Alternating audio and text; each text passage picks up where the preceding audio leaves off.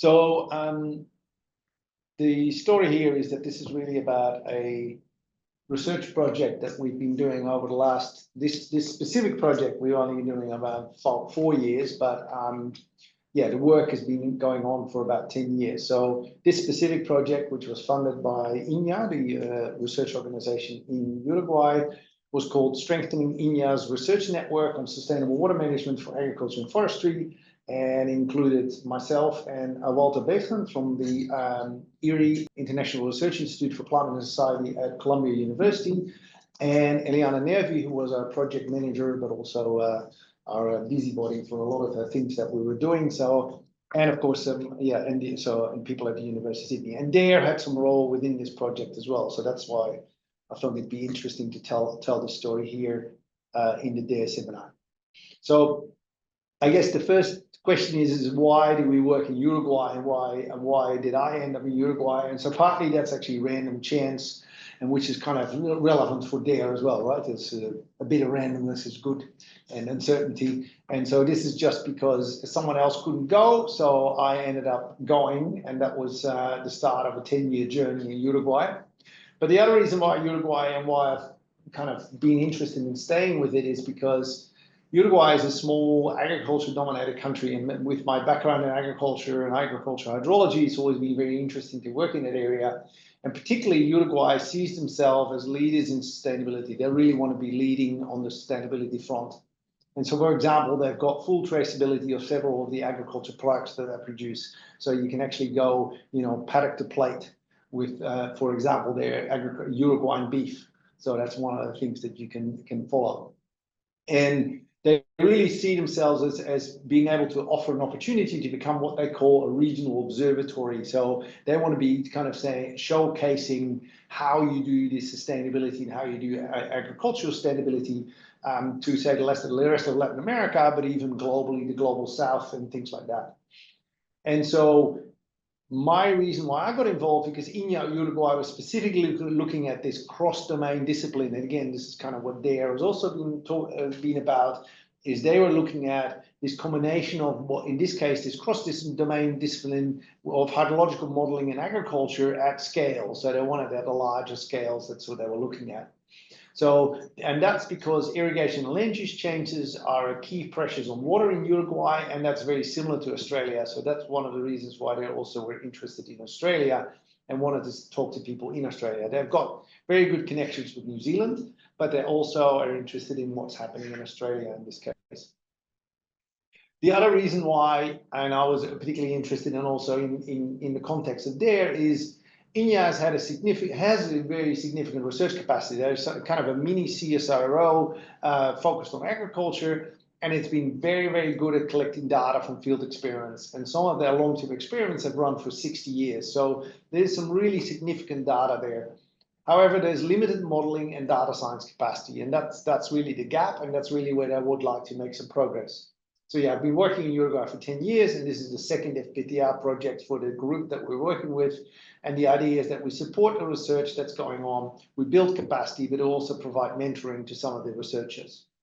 So the objectives of the actual FPTR project that we're working on was that we would develop platforms and tools to support decision-making, and we would create and support interdisciplinary and interinstitutional modeling groups, so trying to bring people together to work together on models and learn from each other, and then contribute to the definition of the INIA research agenda related to sustainable use of water, because they felt that was a gap in their research agenda, and then also to inform and advise public policy. Now, I'm sure that not everybody here has worked with FPTR projects, but what you really need to do, you need to kind of, typical to all these other projects that we deal with, you have to split out exactly what you're going to do. There's all these different components, activities, different years. And if I would go through each of these little components and activities, you would be falling asleep and be very bored. So we decided that in this presentation, we take a slightly different tack. And there is, of course, going to be a final project report which goes through each of these elements. So what we do is we want to talk about modern tools to inform decision policies, trying to summarize it in that group, talk about data, information, and the long-term experience from INIA and what's related to that story. And then want to talk about people, the participatory focus that we have in this research, and the capacity development that we try to develop to do in this project. So we'll talk first about the modern tools. So, and the first cab of the rank is the one that actually Travis Stenborg, who is online, was also involved in. That was actually a simulation platform called Simagri, and Simagri is basically a plant or a crop production simulation platform. So really, it's a graphical user interface to run the model DSAT in the background, right? And the idea is that you can fill in the information that you need for the specific scenario in the online platform, and then you can run an analysis, historical analysis, and you can check, how your model or what your agriculture scenario. So, for example, this is you want to grow maize in some area of Uruguay. You want to have a certain cultivar, a certain soil. You want to have a certain fertilizer regime, certain irrigation regime, and then you can run the analysis. And then it allows you to then enable different agronomic scenarios, and it runs DSAT basically in the background. So you can run all these scenarios, and out comes basically this kind of comparison. You say, okay, here we have an irrigated scenario on the left and a non-irrigated scenario on the right.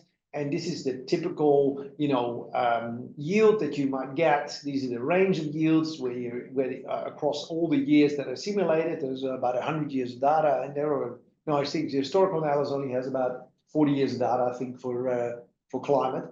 But this is kind of the range of variability you get for the non-irrigated scenario. And of course, if you're irrigating, then you have a much lower variability, and so you can do this comparison of different yields.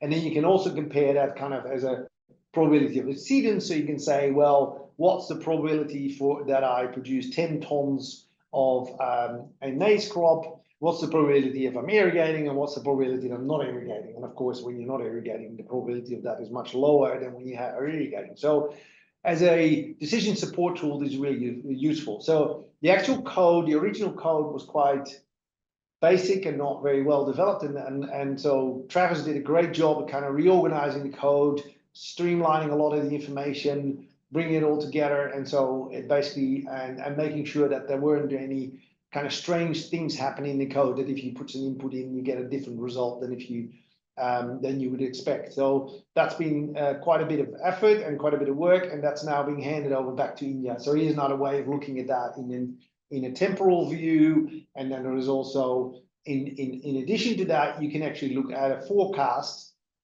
because you can look at Uruguay, like Australia, is very much determined by ENSO cycles. And there's very strong El Nino and effects, so you can get big droughts.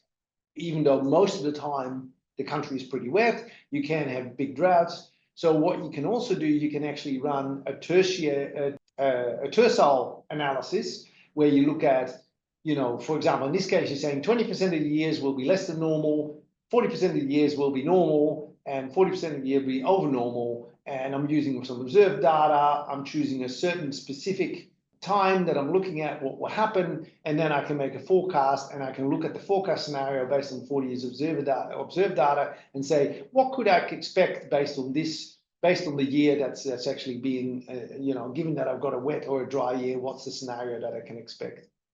And so that all is included in there, and the whole idea is that you then can do even economics analysis and gross margins, and you can look at that the same way. You can say, well, what's the actual brutto margin that I'm going to have on my crop, given that I use a certain scenario, use certain scenarios.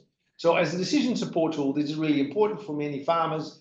They actually want to make those decisions. They like to know what's actually happening in that space, and they want to make decisions about what they should plant, what's the opportunity for that year, and what will happen. Another thing that we did in terms of this area, and this is a lot of work from this has been done by Eliana.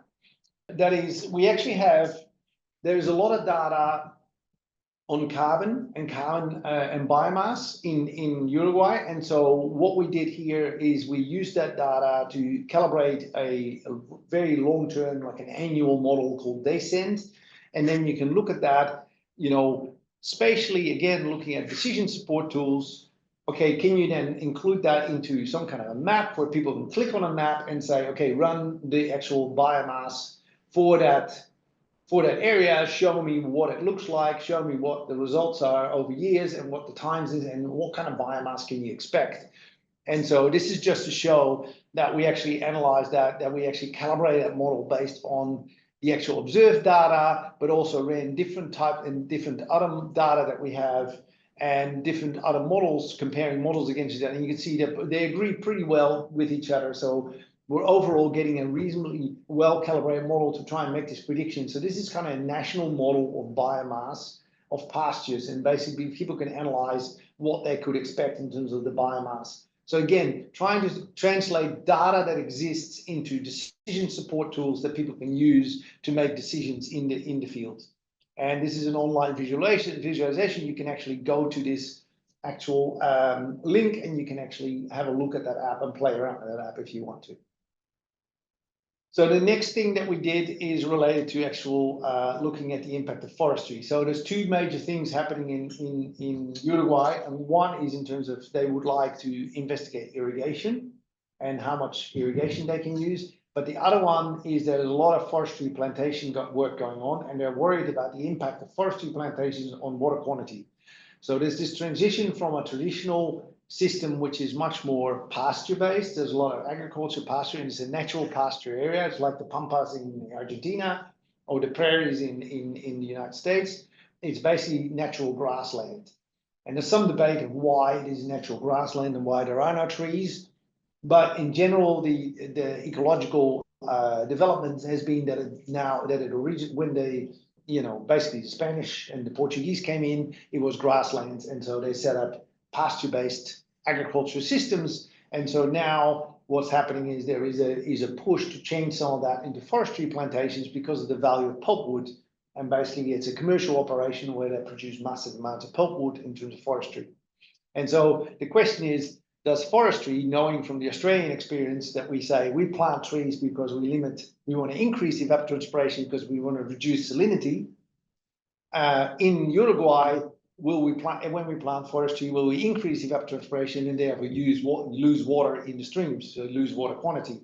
And given that we also want to do irrigation, is that going to be effect? So when you talk about, we're using SWOT, the model SWOT, so Soil Water Assessment Tool, which is being developed by the group at the Texas A&M in the United States and use the ARS. And it's a well-known international model that people use. It's not used a lot in Australia, but it's used all over the world. And it's basically a similar kind of model to, say, SOURCE that we use in Australia. The minimum unit that you use for calculation in this model is called an HRU, or a hydrological response unit. And essentially what that does is it takes a combination of the land use, the soil type, and the slope as the three determining factors of the hydrological response. And so then that's merged together, and then the calculations are based on these individual, on the kind of the summary of these units. So within a certain area, you might have different types of land use, soil type, and slope combinations, and the calculations for hydrology are done on that level, and then merged together to get the water flow coming out of the catchment. So here's an example of all the different units of the land use units that are in this bigger catchment called Borracho, which is here up in the northeast of Uruguay against the border with Brazil. And so there's a lot of development of forestry in that area. And in this case, we defined a specific land use called ESC, which stands for scenarios, right, in Spanish.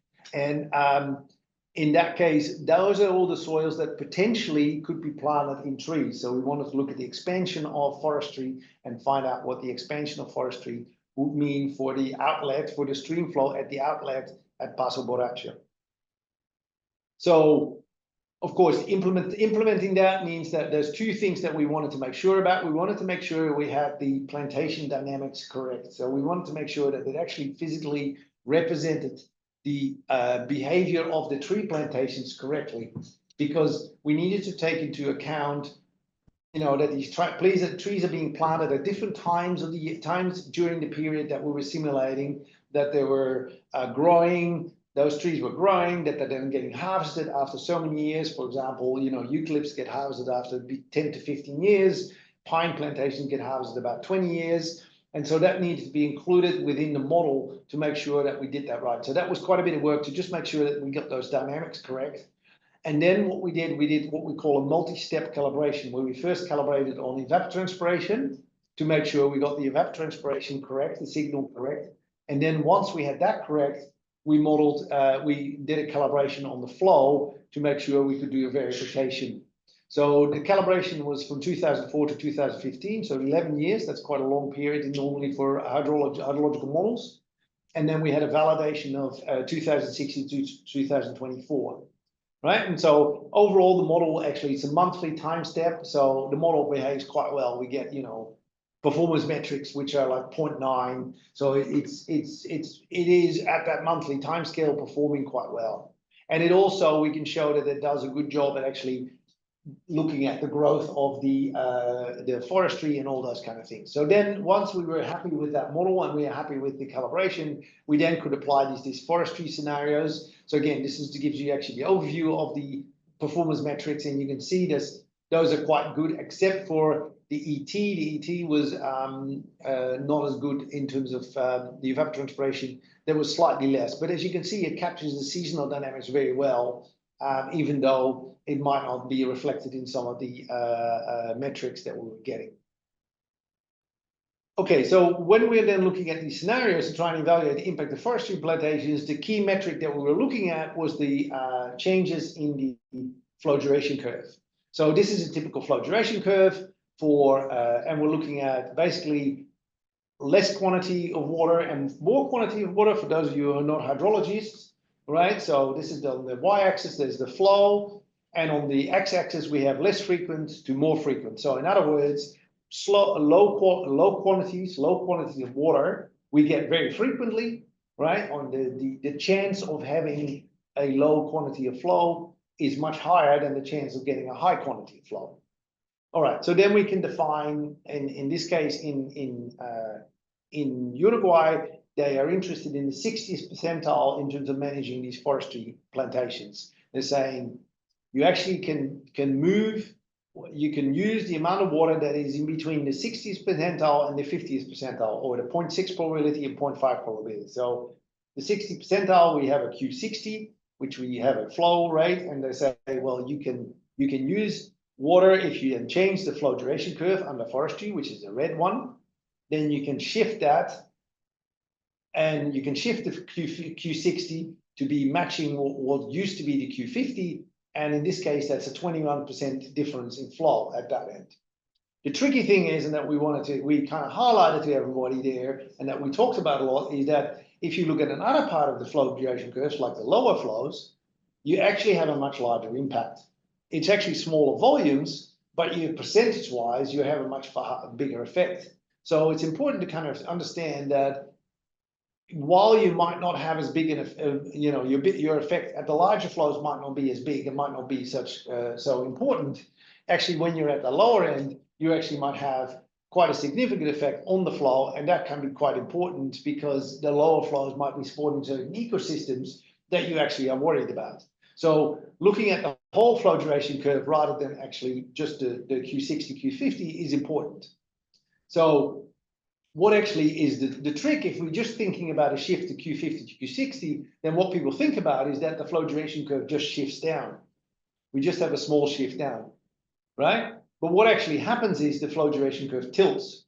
It doesn't actually shift down, it tilts. And therefore, the effect at the lower flow duration curve is end of the flow duration curve is much lower. So in our simulations, when we were looking at this shift from Q50 to Q60, we're saying, well, for most of the subcatchment, most of the areas in this bigger catchment, we're fine. We're actually, with any area of forestry that we're increasing, we're staying within that. But that's not taking into account this kind of shift that happens at that lower end and that impact that it has actually in other parts of the flow duration curve.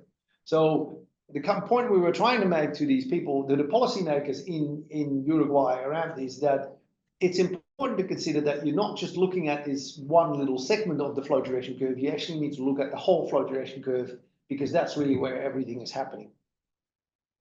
So in general, forestry reduces water quantity and a reduction in flow. We also showed varies by soil and landscape properties, but the main driver of the variability of the impact is actually climate in Uruguay. So here you can see from all the simulations over all the years, right? We can see the change in total forested area on the x-axis. We can see the change in annual flow on the y-axis for different years. So each of these little circles are different years for different subcatchments, for different locations within this catchment.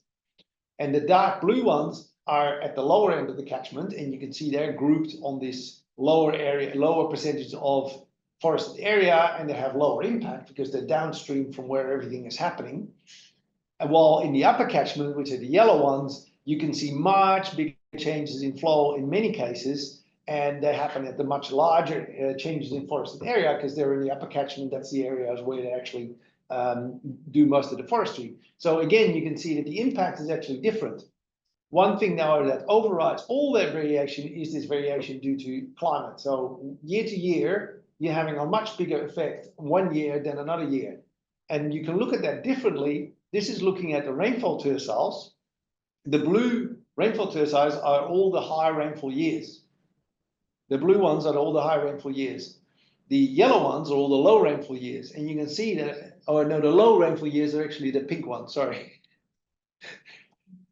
Just got that wrong way around. So the pink ones are the low rainfall years. And so what you can see is that you can actually have a much higher effect in the low percentage-wise. You have a much greater effect in the low rainfall years than you have in the high rainfall years. The high rainfall years are where you actually have much less effect on the actual changes in flow.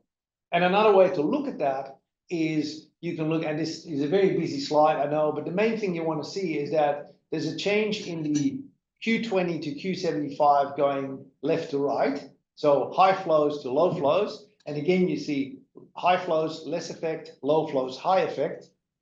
And you have from top to bottom, you have upper catchment down to lower catchment. And again, you see a shift that upper catchment, there is bigger effects than when you get to lower catchment. So it's that same kind of trend that you have. And again, overriding that, all the different colors are all the different rainfall years, and you get all these different variations across all those years. So there's very strong effect of rainfall. So again, the message that we were trying to convey is that it's all good and well that you're looking at that one metric, Q50, Q60, but that's not taking into account the overall effect on the catchment and all the flow variation that is actually in the catchment, plus the overlying variation that you have due to rainfall. Okay, so the second thing that we looked at was this information around data and information and the long-term experiments. So as I said, INIA has done a lot of these long-term experiments, and the idea there is that if you want to assess the sustainability of a production process, you really need data, right? You need to see whether that actually is happening. And the long-term experiments that INIA has been running, as you can see all over the country, are a unique opportunity. These are experiments that go on for years. There's continued funding. This is the thing that we're missing in Australia a lot, right? There is for many, many years, these things are refunded and that data keeps getting collected. Now, of course, you need to do something with the data. And that was the biggest question, biggest issue that we encountered with INIA, that there is little patches of people doing things with the data, but it's not consistent. It doesn't go across. And so our vision was to kind of create a platform that will integrate all that experiment data, and then you have a platform where you can collaborate. But it was really difficult to encourage researchers, just like we have here in Australia, to share all the data. So we managed to get some data to demonstrate what we were trying to do, but we didn't actually succeed in bringing all the data together that we wanted and actually to be able to do cross experiment analysis. The other little problem that we ran into, that some of the experiments actually don't collect the same data. So we don't have a consistent data stream across all the different experiments, and they do it all slightly different. But the idea was that if we could bring that all together, we could actually do visualization, we could communicate, and we could work with stakeholders, and we could start using it for modeling, and then that will help us again start looking at other information. So I think this is common to many places, right? This is not just here in Uruguay. This is just something that popped up here because we were trying to do this. So what we did manage to do, we had the longest running long-term experiment, and we managed to build, again, INIA, or Eliana mainly, has done all the work in trying to develop kind of a visualization of that data. So one of the researchers had something to show to his colleagues. This is what you can actually do with this data. So this is, for example, nitrate, looking at different parcels, different elements, and you can look at all the different things. And so you can also look at it, what the time series, for example, this is organic carbon. How is organic carbon changed over time between different treatments? And you can see one treatment is going down, the other treatment is going up. So, you know, you can look at, okay, is there, but because you have this long-term data, you can start looking at that effect. And then you can look at that for box plots, similar kind of thing, to compare different things. So trying to demonstrate to these researchers, you know, this is actually useful. You actually have really useful data. You need to do a bit more with it. You need to bring it together. So this was one of the things that we did. So we also used all that sort of carbon data. Remember, we talked about how we demonstrated those biomass production and carbon production. So this was also used to calibrate that century model that we talked about earlier. And we have actually set 60 years of data. So now you can actually look at that and you can actually do this long-term calibration. So you can then actually use that to simulate different other scenarios. So again, data is really important if you want to do modeling, and good data is really important. I'm trying to convince these people in INIA that, you know, this is a really crucial thing. And I think they're getting the message. Just as with all organizations, it takes a long time. 3 years of a project is almost not enough to try and convince everybody that this is a good thing to do and that we need to start working on that. One of our big things that we are quite proud of that we managed to achieve is we managed to convince INIA to bring in another long-term experiment. And what we did, we actually try and piggyback off an existing long-term experiment that was already there. So this is a paired catchment study. It's quite unique again in the world. So paired catchment studies are trying to look at really big catchments. These are quite big catchments actually. As you can see, they're 107 hectares, 69 hectares. You know, they're quite large. And this is comparing forestry to pasture. So actually this is a real landscape type experiment.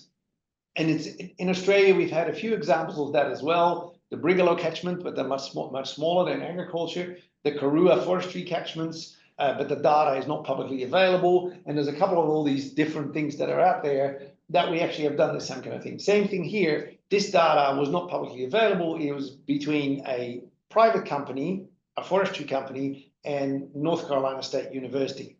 And they no longer wanted to continue the research. And we said, well, but this research is too valuable. You can't just let that stop. We need to just find a way to continue that research because you've got 20 years of data. What are you going to do? You're just going to stop? You know, we said, so INIA was the perfect organization to take this on because forestry is part of their brief as well, just as the rest of agriculture. So how can we actually bring that experiment in? How can we bring that data that exists now at North Carolina State, which was run by a couple of people? One of them is a gentleman called Professor Skaggs. Professor Skaggs is in his 90s, but still comes to the office every day. And so it's also important in terms of, you know, loss of data. It's very important to transfer this information because otherwise the data might get lost, right? If someone passes away, what happens to your data? I think the network drive just gets deleted and that's it, right? And so it's a real worry, and it's trying to capture this data for posterity. So how do we actually bring this really valuable data, all these years of data information, how do you bring that together? And again, that was the same kind of story. And again, to demonstrate the value of that, we worked on data quality control and data integration and visualization. So how do we actually take this data that comes off the field? How do we manage it? Right now, we have one person at North Carolina State, Chip Cheshire, who's in his 70s, 80s, we don't know, does this manually and does this by going through Excel spreadsheets. So our task was, can we actually automate this? Can we work this out? You know, using scripting, can you get the same information? Now, of course, that's partly a challenge. I'm not a computer scientist, so that was interesting to try and deal with that. But it's trying to work out what's the recommendation and can we at least do some pilots so we can demonstrate how this works, and then someone else can maybe take this over and bring it to the next stage. So, and the idea was also transfer that again to the INIA. So the raw data, right, there's 4 flumes, there's 13 piezometers, there's 2 barometric loggers, there's 1 automatic climate station, there's 2 automatic rain gauges, there's 7 manual rain gauges. The first thing is for everything that we have. So when I say there's 4 flumes, actually at each flume there are 3 loggers, because there's a backup on a backup, right? So you need to understand, okay, this logger doesn't work, so that logger should be used to collect the data. So we need to have some way of kind of integrating that data and finding out what's the good data and what's the bad data, and can we then visualize that and process it. So the first thing is reading the data, et cetera, et cetera. So there's a whole bunch of different steps that we're trying to work through and trying to make sure that we have some kind of framework where we can start with, then that someone else can take onto that. So one thing is that, yeah, you need to have a uniform structure in your data files, and that, of course, and how do we convince everybody to maintain that uniform structure in the data files? It needs to be traceable, so you need to be able to find what you're changing, what you're modifying, and then what do you learn from all that? So that's kind of what we try to document as well. So Eliana then went ahead and took the 20 years of data that we have, that we could get our hands on from La Corona, from one of the experiments, and actually build a visualization platform the same way again, just to try and demonstrate how you can use this data and what you can actually do with it. And so it becomes actually useful. So she used the time series data that was already analyzed, built flow duration curves and cumulative plots, and try to look at how that changed, and try to then link it into some of the other paired catchment work that exists within Uruguay that Jimena Alonso is working on at INFIA. So that we're bringing all that together. So again, trying to demonstrate, here's all this valuable data, here's actually information that you use. And so there's no integrated data information platform like we have here in New South Wales, where we have real-time data and water insights, where we can actually look at the data. That just doesn't exist there. So this is kind of what we're trying to demonstrate. And then finally, to demonstrate, the value of the data, Eliana went ahead and to build another SWOT model, calibrated with the 20 years of data we have from La Corona, to demonstrate what can you do and what can you actually highlight with that. And we got a paper that we submitted to Hydrological Science Journal, so you can actually start running scenarios again with that model. And then the idea is also that we transfer that information that we have from that small scale model for La Corona to the bigger catchment Borracho, and how valuable is that information of that small scale to kind of inform the bigger model. Because if it's no use trying to collect that detailed data, then we shouldn't be doing it, right? We might as well just forget about it, because there's a lot of effort. Anyway, finally, the people part, the participatory focus in the capacity development. So as you know, I'm always very keen on capacity building and on participatory effect elements. So one of the real big things we did also, we had quite a few workshops with actual industry people, but also with researchers, to try and work out what actually are the real questions and what are the questions that we need to answer. So we make sure that we actually have, and the big goal of that is really creating confidence in the process, and feel that make sure that people are actually part of where you're going with your analysis. And so they actually know what you're doing, but also understand why it's important, and they feel like it's answering questions that they have. And like one of the things that came up in some of these workshops was, we don't have a platform to look at all the data. We don't have integrated data management. We don't have, that came up a couple of times. So we did consultation with irrigators, with foresters. We also did consultation with research leaders at INIA. So we brought everybody together. And so the result of that was we provided some advice on the INIA's research agenda. So we actually developed a formal document that says, here's what we think you can improve. And one of the big things on that is, you need to improve how you manage the data from the long-term experiments, and how you're going to bring that together and do something with that.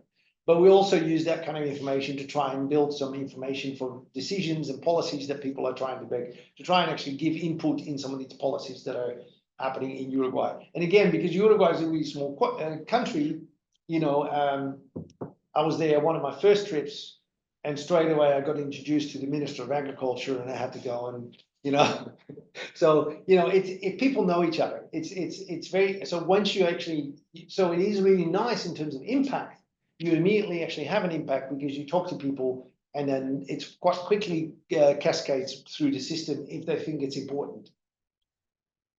So one of the other big people things, and that we're actually very proud of, is this group that we have is a modeling group.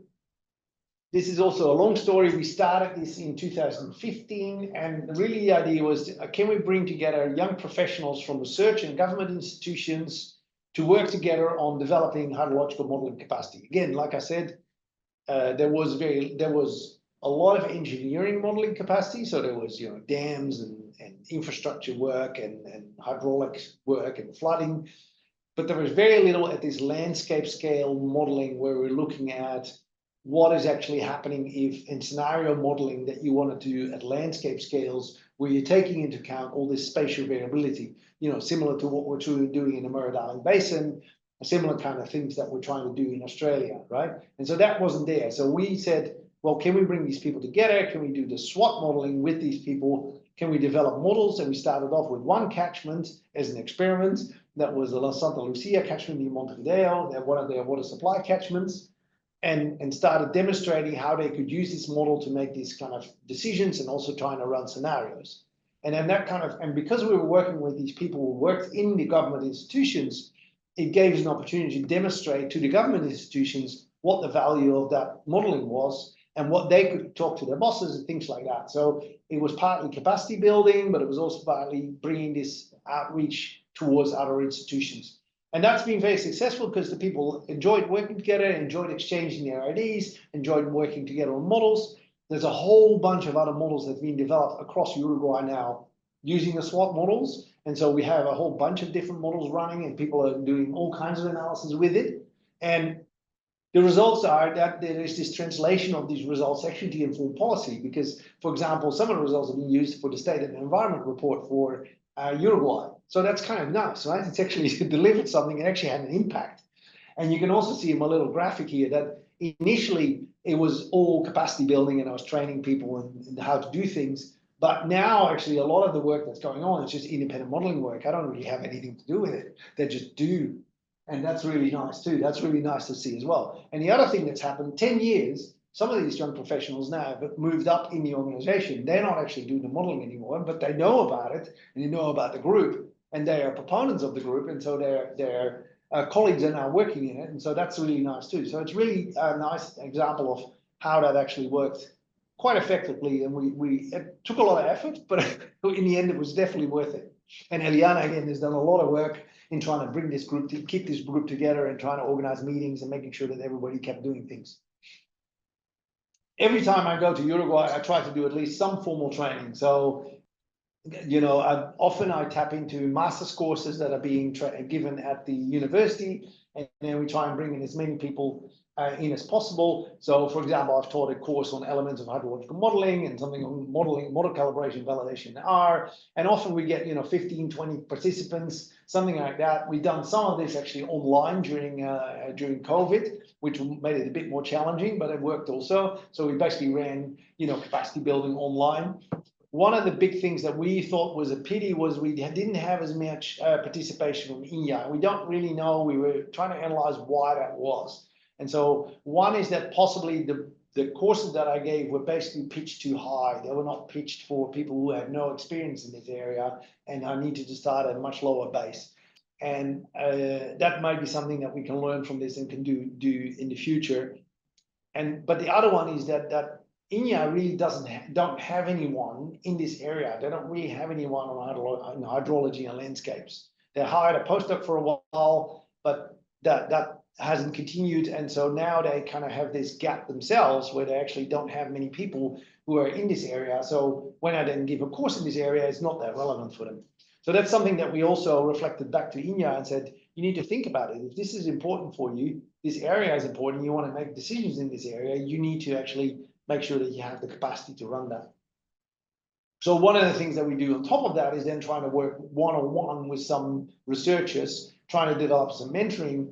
And so one of the ones, and people can recognize this kind of analysis as well, we were looking at building a model to analyze water quality at one of the research stations because they're worried about is their local water quality impacting the downstream, and do they need to do something about filtering and repairing zones and how to manage that. And so we built a general additive model because that's my favorite tool, of course. And that works all right. And the great thing about it is that it then actually allows them to see where they have gaps in their sampling. So we can actually use this kind of model because they have certain sample locations, and we can look at uncertainties, and we can say, well, really, you don't know anything here, or this is the thing you don't know, and you should be doing this and should change your sampling rotation, sampling frequency. So that's kind of useful. That was kind of a useful outcome as well. So just some final thoughts, not to drag this out. So I think the questions that we have in Uruguay work are actually visible in many other countries and situations, right? It's a generic issue that we often have lots and lots of data, but very little ability to summarize and collate that. And really, I think now with the rise of large language models, there's lots of opportunities to try and work this if we can bring all that data together. And that is the key thing, right? That there's lots and lots of data, but like for myself, it's sitting on my computer or on my network drive, and maybe I've shared it with a few people, but really it's not publicly available. And there's still a lot of data that sits in organizations that is not publicly available, and we need to do a better job at making that data available, describing it better.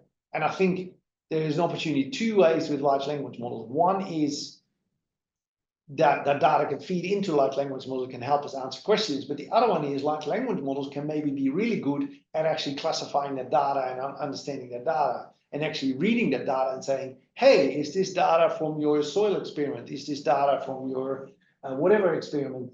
And do you want this kind of metadata with it? Right? So it can actually help us do that job, which is tedious and we don't like because we're not librarians. We want to be able to working on the analysis of data and not actually on describing the data. But it is important because invaluable data can get lost because it's not documented, because the researcher moves away or isn't there anymore. And it's really important to try and do that. And then in the other end, the capabilities of all individuals are limited, and so are mine. And so training and capacity building is a key component of this knowledge transfer. And I think that's one of the things that I really enjoy doing, and maybe that's because I'm also in education as well, but actually trying to make sure that we actually build capacity and that everybody learns from what we're doing rather than just, hey, here's another report of what I've done. I think is really important, that knowledge transfer component. We often, and I just wrote on a comment to the strategic examination of R&D, I said that one of the things that's underfunded, or I can't remember what it was, to the National Competitive Grants Program, one of the comments I wrote, that really there isn't any specific funding that actually highlights that says there is specific funding for capacity building, but there's not like I'm doing a research project and here's an extra bucket of money that you can get with that research project when you apply for it, but that has to be spent on specific capacity building and transfer of knowledge, right? And now that seems to be separated. There's the research project and there's a knowledge transfer project rather than having those two kinds integrated. But anyway, the other thing is that because of all this data, because the opportunities, I mean, there is all these opportunities for what DARE does, right? Cross-domain data science. That's, I think, really, there's a lot of opportunity there. The other thing that I've, of course, learned that we also have learned in DARE, collaboration and co-design takes time, but it is essential for impact. If you don't spend the time co-designing, if you don't spend the time trying to make it collaborative, then, you're not going to get the impact.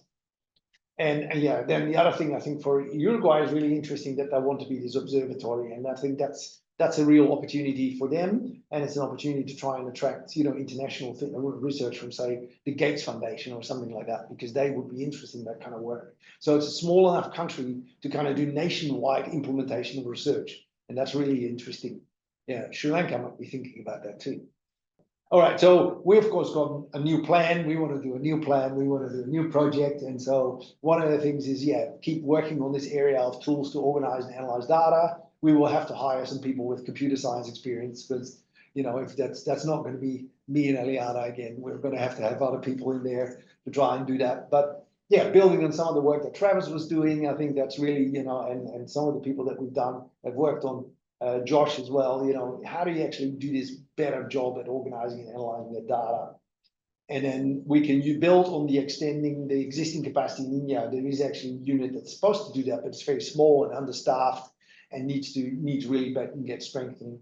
And then the other thing that they're really interested in is national hydrology at scale. And, that's where things like the Australian water balance model is kind of an example from the Bureau of Meteorology, but they want to do two things. One is focus on the systems approach, where it includes agronomy, economics, and earth science and climatology, and the other one is looking at, you know, how do we actually can do this water availability models, maybe by downscaling global models or upscaling local catchment models. That's one of the things to a national level.